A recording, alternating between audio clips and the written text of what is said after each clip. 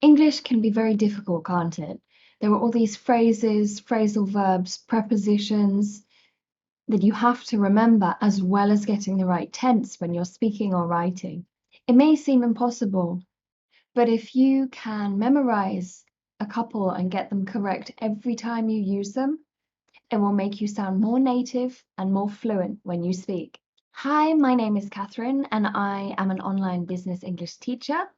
I specialize in intermediate to advanced English and also professional business English. So if this is something you are interested in, do not forget to like the video and subscribe, and maybe share this with a friend that is also on an English learning journey, or a work colleague. Share the love. So today we're going to play a game. I'm going to give you a sentence with a phrasal verb in it. So a verb and a preposition. So just a quick recap.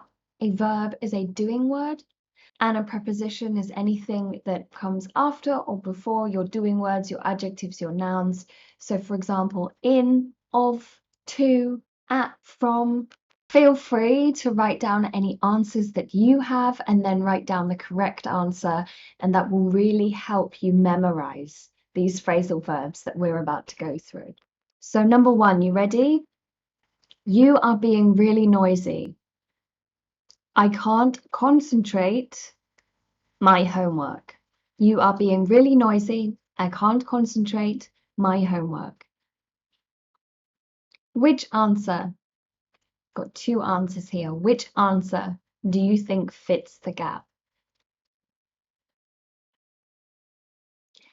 The answer for this one is on. I cannot concentrate on my homework. We always concentrate on something, never for something. I concentrate on my book. I concentrate on my work. I concentrate on learning English. We concentrate on something. Number two, that pen belongs me. Can I have it back? That pen belongs me. Can I have it back?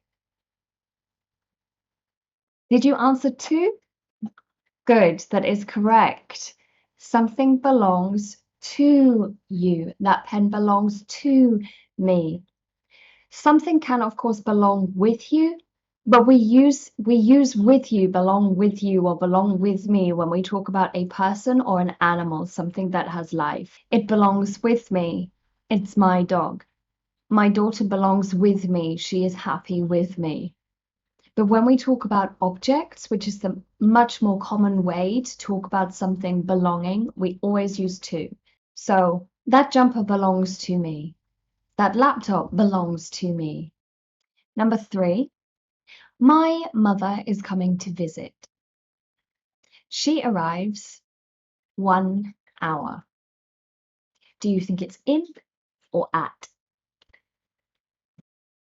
Now, this one is interesting actually, because when we talk about time, we always say in. So I will teach in 1 hour. My student arrives in 1 hour. I will be there in 1 hour. So because we are talking about the time it's taking her to get here, to arrive, we say in. We also use in when talking about a generic location, a large area, a large location. So I arrive in England. My friend will arrive in London. However, if it's a specific location, a very specific location, we say at. So I arrived at the cinema. I arrived at school. I arrived at the shopping centre. I arrived at home. I will arrive at your house in 10 minutes. Specific location, at.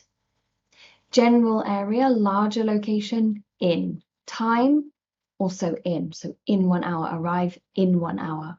Number four, he is so kind, he paid dinner.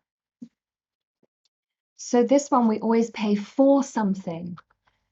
Pay for dinner, pay for the restaurant, pay for the hotel, pay for English lessons, pay for guitar lessons. Even if someone else pays, it's still for. So he paid for me. I paid for her. My mother paid for me. We always say pay for. I borrowed a pen, my friend.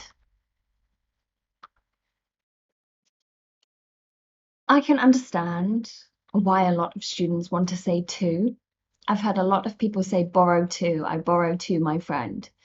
And I can understand why, because it's this idea that you are borrowing something, and then when you give someone something, you are borrowing it to them. However, that is incorrect in English.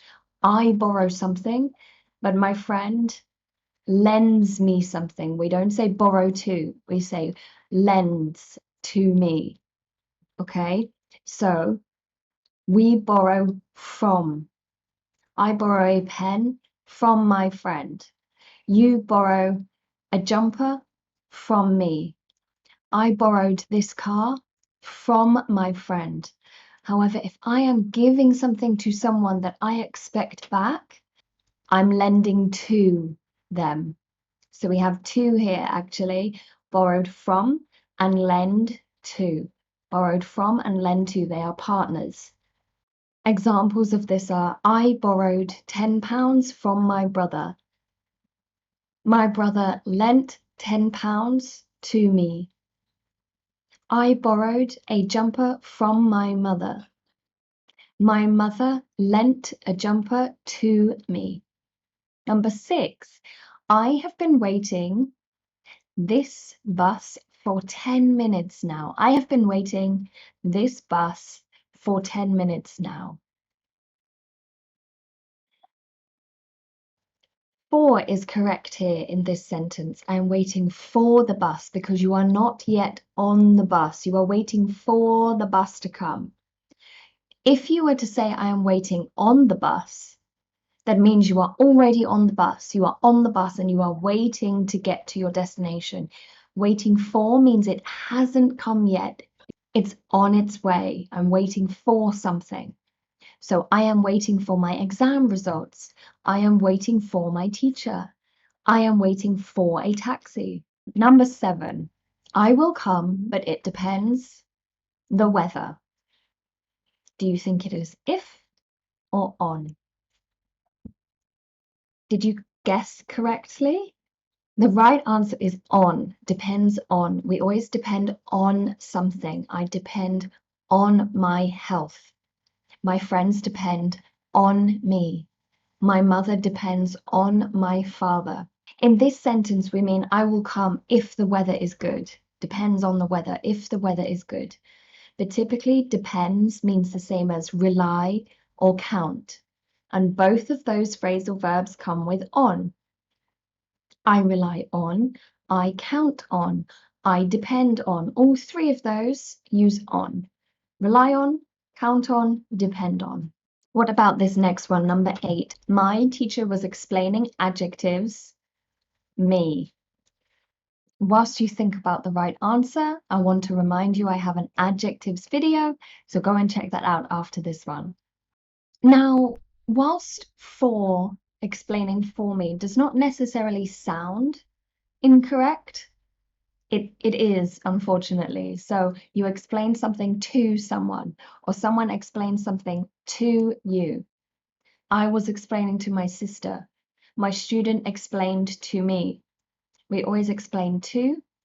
In every tense, we explain to. Explaining to, explained to, and will explain to. Every tense we use to. I think no matter how old you are, you can relate to this one. My mother sometimes worries me. What do? We worry about something, about our bills, about our work, about our language level, about money, about our children, about our dogs. We worry about things.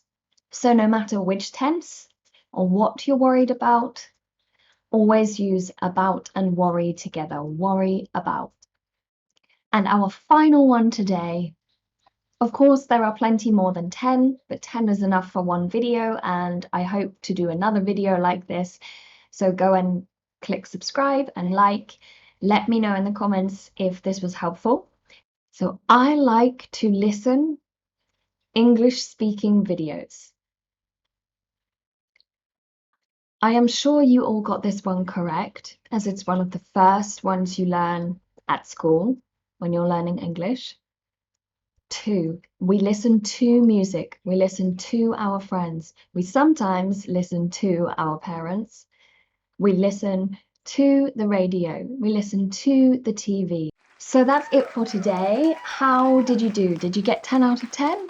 If you didn't, don't worry. Go back, rewatch, and write down any you got wrong. In the comments, I'm going to leave a link to test your verb and preposition knowledge. It's a really helpful resource, so go and check that out as well. It's not mine, it's just one that I like to use with my students.